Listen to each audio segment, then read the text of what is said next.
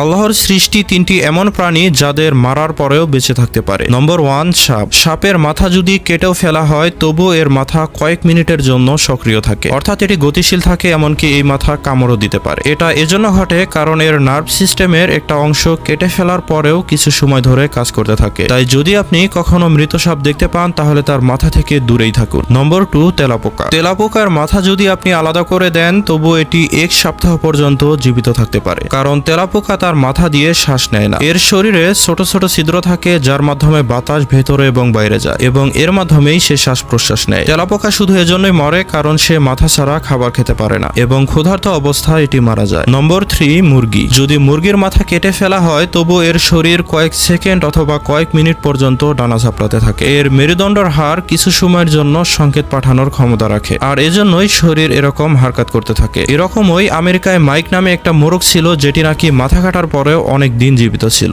নিশ্চয়ই আল্লাহ তাআলা হচ্ছেন সকল জীবের উপর ক্ষমতাশীল। বন্ধুরা, ভিডিওটি ভালো লাগলে অবশ্যই লাইক দিয়ে সাবস্ক্রাইব করুন।